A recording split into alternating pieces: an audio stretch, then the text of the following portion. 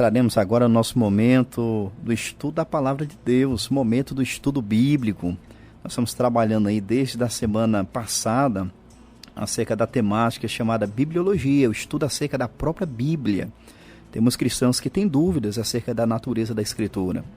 É importante, uma vez que esse programa tem como pauta a Escritura, a Bíblia em Foco, estamos aqui oferecendo esclarecimentos, instruções acerca da autoridade da Escritura Sagrada.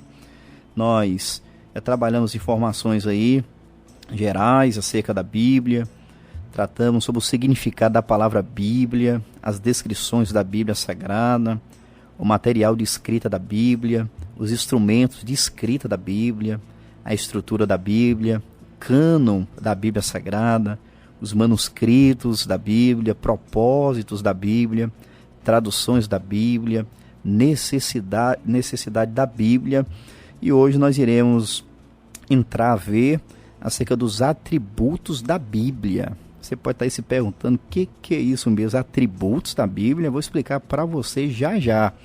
Mas antes disso eu quero aqui mandar cumprimentos cristãos para um casal precioso, Gilmar e irmã Francisca. Ambos, casal precioso da IBC, da Igreja Batista Conservadora, e já interagiu conosco aqui. Ela mandou a mensagem: irmã Francisca, graça e paz, pastor Arlan e Arlen. Estou ligado na FM Vida, a Bíblia em Foco. Que nosso Deus abençoe a vida dos reverendos e todos os ouvintes. Amém, minha irmã. Muito obrigado pela gentileza da mensagem. E é uma alegria servir a Deus juntamente com a senhora, com o Gilmar. Também ter a interação de vocês aí, através desse veículo de comunicação, tá bom? Estamos juntos em Cristo Jesus. Pois bem, voltando aqui à temática, nós iremos falar hoje acerca dos atributos da Bíblia. E a nossa programação hoje, ela foi intencional. Nós mencionamos aí na primeira parte do programa texto da Escritura e também hinos que retratam a revelação de Deus na criação, que faz parte da revelação geral. Deus se revela na criação, na consciência e na providência e faz parte da chamada, historicamente, revelação geral. Entretanto, nós iremos agora focar na revelação especial. Isso mesmo. A revelação especial de Deus se dá na sua palavra. É através da Escritura que o homem é encaminhado à salvação, é através da Escritura que o homem conhece a Deus de uma forma mais abrangente, embora não plena, porque Deus é infinito, Deus é insondável. Mas podemos conhecê-lo verdadeiramente à luz da sua bendita palavra. Então, por isso, nós iremos focar nos atributos da Bíblia. Então, vamos agora conceituar, explicar o que significa isso, o que significa atributos. Quando nós falamos de atributos, nós estamos nos referindo basicamente a características, a qualidades, a predicados. Quando, em se tratando do Senhor Deus, o Deus Trino, o Pai, o Filho e o Espírito Santo, os atributos ele ganham uma proporção maior, porque não são meras qualidades, diz respeito a perfeições do Todo-Poderoso, que retrata quem ele é, o que ele possui e o que ele faz. Em relação à Bíblia, está ligada aí às suas características, às suas qualidades, que expressam também perfeições do Todo-Poderoso. Eu queria mencionar para você, para que você já possa acompanhar, que a partir de hoje nós iremos tratar os atributos da Bíblia sobre 5 perspectivas, ou as próprias 5 características da Bíblia que nós iremos enfocar aqui. Vou mencionar para você. Então, iremos ver que a Bíblia é inspirada. Segundo, iremos focar que a Bíblia é a verdade, é verdadeira. Terceiro, que a Bíblia é autoritativa. Quarto, que a Bíblia é suficiente. Quinto, que a Bíblia é harmônica. Então aqui nós iremos discorrer a partir de hoje acerca desses 5 atributos da Bíblia: inspirada, verdadeira, autoritativa, suficiente e harmônica. Deu para pegar aí? Se tiver caderno próximo, papel, caneta, pode tomar em mãos aí, para você poder fazer as suas anotações. E se porventura você tem interesse de reprisar o conteúdo, nós podemos depois disponibilizar para você o áudio desse programa, dessa exposição. Pois bem, vamos então focar no atributo da inspiração. A Bíblia é inspirada. Você já ouviu essa expressão? Esse aspecto é sumamente importante para a igreja, porque muitos cristãos têm tido dificuldade até mesmo em apreciar a palavra de Deus e também pregá-la com convicção. A inspiração é um atributo essencial não somente para a prática, mas para a compreensão. Temos que compreender essa verdade. Então, nós estamos aqui para oferecer esclarecimentos. Então, vamos lá. Iremos, antes de tudo, enfocar em uma passagem clássica, quando o assunto é inspiração da Bíblia.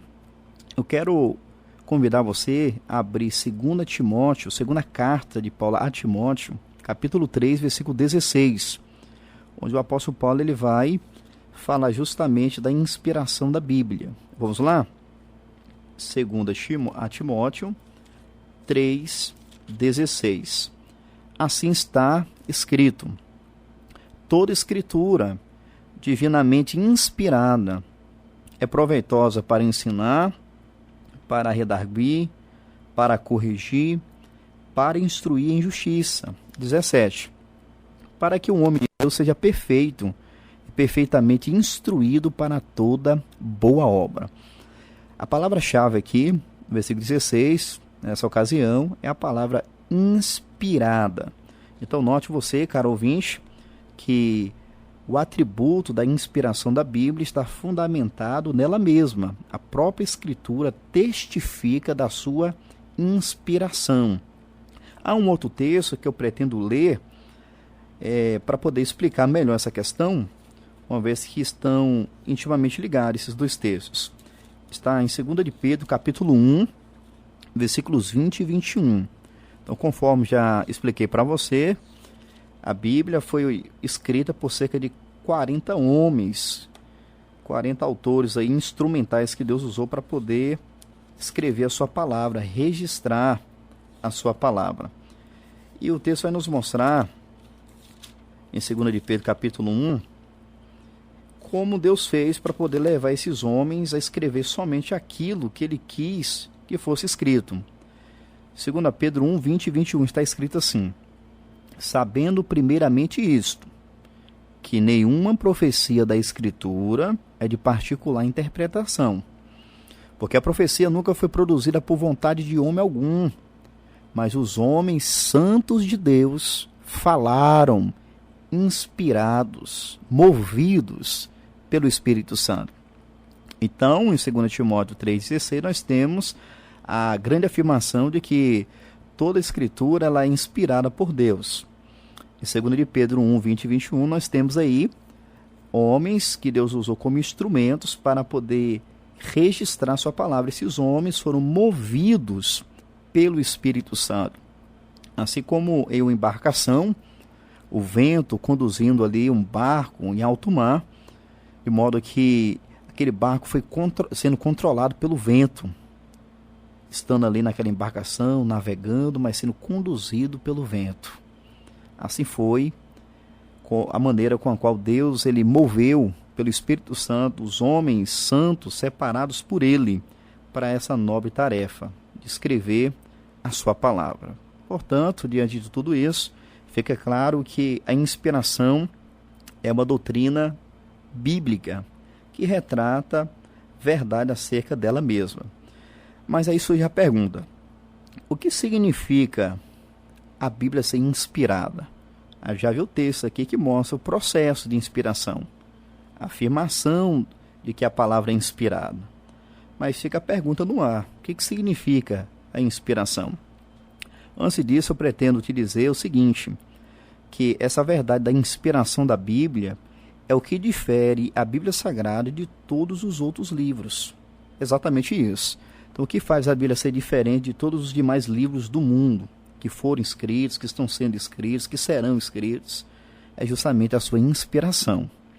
A inspiração da Bíblia difere de todos os livros, porque isso está ligado com a questão da natureza da Bíblia. A Bíblia é de natureza divina humana, embora Deus ele falou na linguagem dos homens. Então é por isso que é importante a gente entender a Bíblia também nessa perspectiva.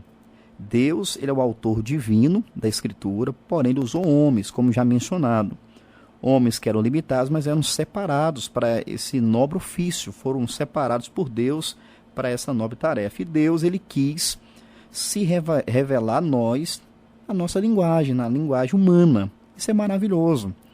Deus ele se condescendeu por amor a nós ele veio ao nosso encontro na linguagem humana. É por isso que a Bíblia ela tem que ser entendida dentro do seu contexto cultural, geográfico, gramatical, porque a Bíblia foi nos dado nesse contexto, na linguagem humana. A palavra que é traduzida por inspiração, inspirada, em 2 Timóteo 3,16, é telpneustos. E significa respirado por Deus para fora, ou expirado. Então, esse aspecto da inspiração da Escritura tem a ver com a respiração de Deus para fora. Então, está ligado mais à expiração. É o sopro, como se Deus estivesse soprando a sua palavra, à altura que os autores foram sendo movidos pelo Espírito Santo. Deus dando a sua palavra, soprando a sua palavra. Então, quando nós analisamos o Antigo Testamento, palavras como respiração, ou até mesmo espírito, no Antigo Testamento, geralmente retrata essa questão da saída ativa do poder de Deus. Então, assim como Deus criou Adão do pó da terra, segundo Gênesis 2:7, o Senhor Deus formou o homem do pó da terra e soprou nas suas narinas o fôlego da vida, e o homem foi feito alma vivente. Assim, Deus, ele soprou a sua palavra na vida daqueles homens santos que foram movidos pelo Espírito Santo a falar, a registrar aquilo que Deus determinou. Então, isso é inspiração. Foi um processo aí sobrenatural que Deus realizou usando homens, e Deus ele não eliminou a questão da personalidade dos autores, o estilo de escrita, não, isso aí tudo foi preservado. Porém, os autores só escreveram aquilo que Deus quis que fosse escrito, porque eles foram supervisionados pelo Espírito Santo de Deus. Agora, em relação à inspiração, eu também preciso explicar que ao longo da história foram desenvolvidas algumas teorias falsas acerca da inspiração. Para a gente poder aprofundar mais o estudo, porque aqui é um estudo que nós temos aqui no programa, a Bíblia em Foco, alguns aspectos, né, algumas modalidades, alguns quadros. Temos aí o diálogo bíblico pastoral, temos o diálogo teológico, temos a exposição bíblica, mas temos também o momento do estudo bíblico. E nós estamos aí tentando oferecer para você essa contribuição, te explicar, te esclarecer acerca da natureza da própria Bíblia. Então, existem algumas teorias falsas que nós precisamos tapar para que nós venhamos rejeitar quando vir ao nosso encontro. A gente poder, isso não é inspiração. Então vamos lá. A primeira teoria falsa da inspiração da palavra se chama inspiração natural. O que é a inspiração natural? Essa é uma teoria falsa que ensina que a Bíblia ela foi escrita por homens dotados de gênio e força intelectual. Então, essa teoria ela é errada, herética, porque nega o aspecto sobrenatural da escrita da Bíblia. Diz que é como se fosse uma pessoa que é muito inteligente que foram usados para escrever, mas não foi isso. Uma outra teoria falsa é denominada de inspiração divina comum. Como assim? Essa teoria ensina que a inspiração que os autores bíblicos tiveram para registrar o texto, né, que a inspiração na verdade está no texto, os autores simplesmente foram movidos pelo Espírito, eles tentam associar essa teoria da inspiração divina comum como se fosse aquilo que acontece hoje. Uma pessoa, por exemplo, quando ela é aclarada, ela fica entusiasmada, quando ela vai orar, por exemplo, ela sente aquele envolvimento, né, aquela emoção, quando vai cantar. Então, essa teoria tenta colocar a inspiração da Escritura nesse nível. É chamada de inspiração divina comum, mas também é uma teoria equivocada. Uma terceira teoria, eu chamo muito a sua atenção para ela, para a gente ter muito cuidado com essa teoria aqui também. É a teoria da inspiração parcial da Bíblia. Vou explicar para você agora. Você pode estar pensando, o que é isso mesmo? Te explico agora. Essa inspiração parcial já diz tudo, que é uma inspiração que foi em parte. Então, essa teoria, ela ensina que partes da Bíblia é inspirada por Deus e outras partes não. Por isso que é parcial, entendeu? Então, para eles, aqueles que aderem a essa teoria falsa, herética, para eles a Bíblia não é a palavra de Deus, apenas contém a palavra de Deus. Que heresia, não é verdade? Que erro terrível, que heresia bruta. Então, essa teoria aqui, ela diz que a Bíblia não é a palavra de Deus. Olha só, que engano. Então, quero chamar a sua atenção e te rogar encarecidamente que você venha se afastar e rejeitar qualquer influência dessa teoria na sua vida. Então, não é incomum nós ouvirmos de tempo em tempo pessoas, até pregadores, chegando no púlpito da igreja para pregar a palavra e falando, não, aqui não é palavra de Deus, aqui é palavra de Davi. Então, pessoas que acabam adotando essa teoria e comprometendo a igreja de Jesus, que não vai crer na totalidade da inspiração da Bíblia. A inspiração parcial é uma heresia. Geralmente, essa teoria é transmitida, disseminada pelos chamados teólogos liberais. Quem são os teólogos liberais? São aqueles que não creem que a Bíblia é a palavra de Deus. Eles não se submetem à verdade da Escritura. Eles tentam fazer com que a palavra de Deus se torne relativa. Então, essa teoria aqui é maldita, deve ser rejeitada com toda a força por parte da igreja. Mas existe outra teoria errada, distorcida, falsa, que é o ditado verbal. É a teoria aí do ditado verbal. O que ensina essa teoria? Explica o seguinte, que a Bíblia ela foi ditada por Deus. Então, nesse caso aqui, dessa teoria, eles ignoram, quem adere a essa teoria, ignora, no caso, o estilo dos autores e até mesmo a personalidade deles. É como se fosse assim, a Bíblia foi escrita de Gênesis, Apocalipse, Deus ditando, escreve isso, e não foi. O processo aí da inspiração da Bíblia não foi assim. Até porque, embora haja, por exemplo, Jeremias 36, Deus entregou a mensagem profética para Jeremias e ele, com o auxílio de Baruque, escreveu o que Deus revelou. Nesse sentido, foi como se fosse um ditado verbal mesmo. Deus foi dando a revelação. Porém, não foi assim que toda a Bíblia foi escrita. Por exemplo, basta você ler Lucas capítulo 1, de 1 a 4, você vai perceber que Lucas ele foi movido pelo Espírito Santo para escrever o Evangelho de Jesus Cristo. Porém, ele mesmo deixa claro que ele fez uma pesquisa acurada. Ele saiu investigando, pesquisando, como se fosse um historiador mesmo. Inquirindo as pessoas, indagando as pessoas que conviveram com Jesus para poder escrever. Então, o processo de inspiração, nesse caso, e como o restante da Bíblia, na sua maioria, não foi baseado em um ditado verbal. Entendeu? Então, essa teoria também é falsa. Existe uma outra teoria chamada inspiração conceitual, ou inspiração das ideias. Qual é o ponto aqui dessa teoria? Ensina que o que foi inspirado não foram as palavras que foram escritas, mas as ideias que os autores receberam que foram inspiradas. Então eles receberam a inspiração na cabeça, digamos, e depois transmitiu ali o que eles achavam que refletiu o que eles estavam ali recebendo no pensamento, nas ideias. Mas isso também é um erro, é algo falso, porque as palavras elas são expressões dos pensamentos, certo? Então essa teoria também é imprópria.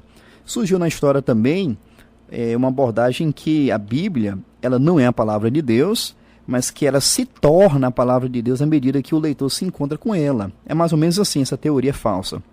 É um encontro pessoal. Você está lendo a Bíblia e de repente você se identifica com uma passagem que você está lendo e fala, nossa, ali se torna a palavra. Então isso é um erro, isso é uma heresia. Então isso aí fez parte da neo-ortodoxia. Então aqui vocês viram que há várias teorias falsas acerca da inspiração.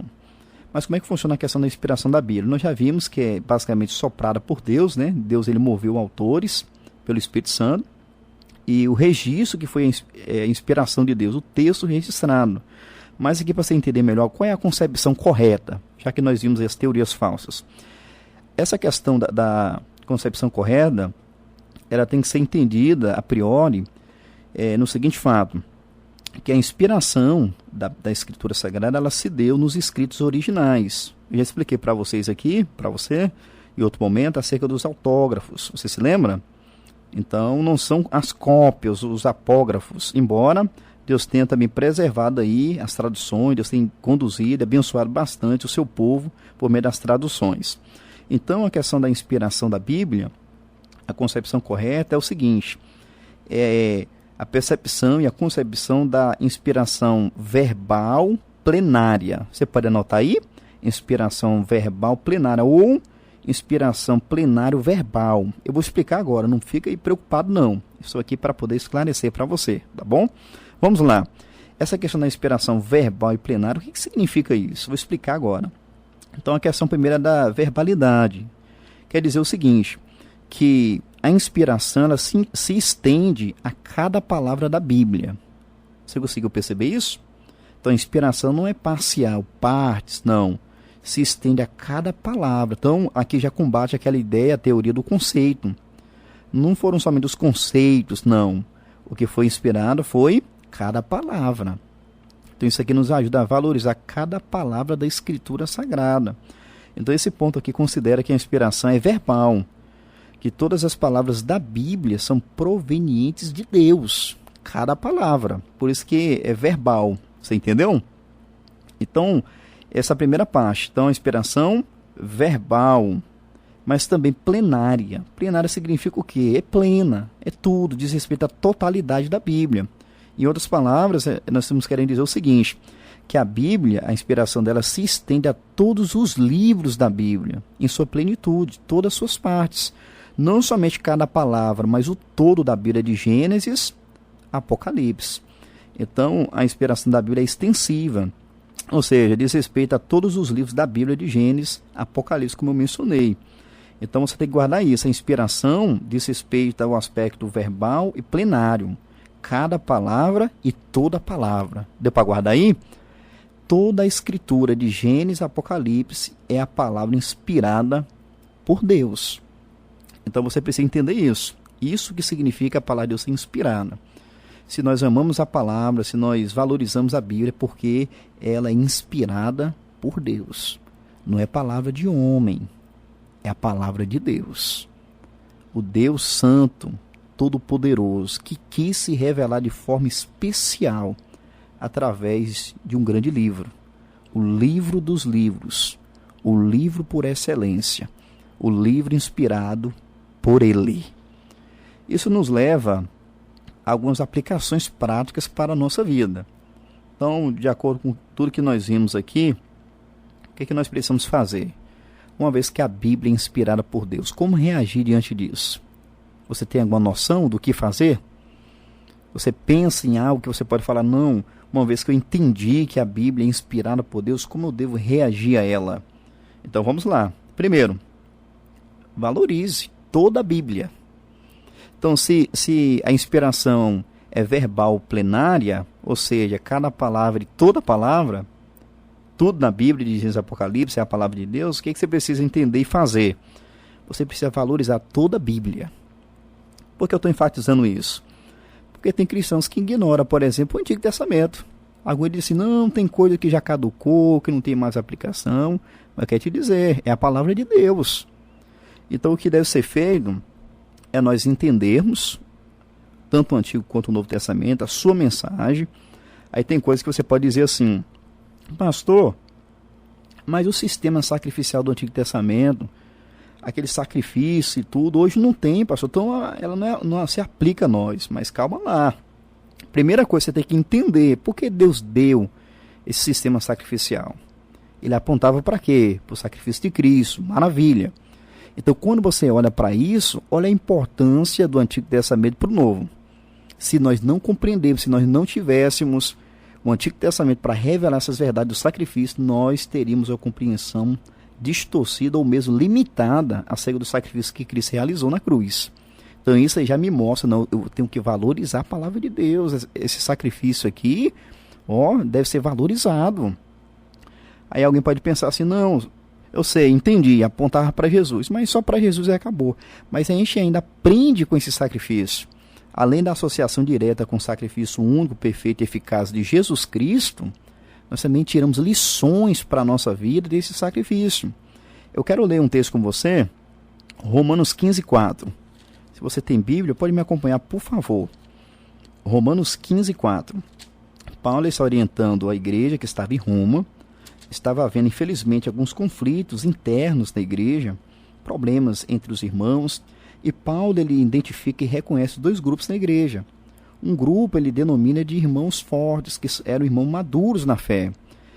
O segundo grupo, Paulo denomina de fracos, eram irmãos imaturos. Agora, quando chega o capítulo 15, porque ele começa a tratar do assunto desde o capítulo 14, do 15 ele começa agora a se dirigir àqueles que ele chamou de fortes, de irmãos maduros. Por exemplo, olha o versículo, ouça o versículo 1. Mas nós que somos fortes devemos suportar as fraquezas dos fracos e não agradar a nós mesmos. Percebeu? Olha a sequência do texto. Observe. Portanto, cada um de nós agrada ao seu próximo no que é bom para a edificação. Porque também Cristo não agradou a si mesmo, mas como está escrito, sobre mim caíram as injúrias dos que te injuriavam. Porque tudo que dantes, observe o 4, porque tudo que dantes foi escrito, para nosso ensino foi escrito, para que pela paciência e consolação das Escrituras tenhamos esperança. Notou? Tudo quanto dantes foi escrito, a referência aqui é o Antigo Testamento. Aí Paulo diz, porque tudo que dantes foi escrito, para nosso ensino foi escrito. Então, mesmo o sacrifício do Antigo Testamento, além de apontar para Cristo e nos ajudar a apreciar a obra de Jesus, também tem lições para nós. Você pode observar, por exemplo, nesse sistema de sacrifícios, que como Deus ele exige, detalhe por detalhe, como ele é cuidadoso nos detalhes. Você percebe que para cada sacrifício tinha um detalhamento, um regramento, que orientava como deveria ser feito, realizado. Isso nos mostra como Deus ele é cuidadoso, como ele é zeloso do culto.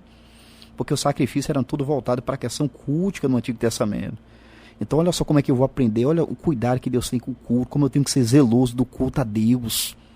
Enfim, muitas coisas nós poderíamos extrair, mas o ponto é, uma vez que a Bíblia é inspirada por Deus, cada palavra e toda palavra, logo nós temos que valorizar toda a Bíblia. Então se você estava tendo esse procedimento com a escritura do Antigo Testamento, por exemplo, você precisa se arrepender e passar a valorizar toda a Sagrada Escritura, tá bom?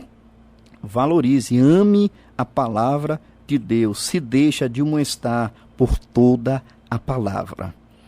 Segundo lugar, uma vez que toda a palavra da Bíblia e toda a Bíblia é inspirada por Deus, nós precisamos pedir a Deus iluminação para poder compreender toda essa palavra.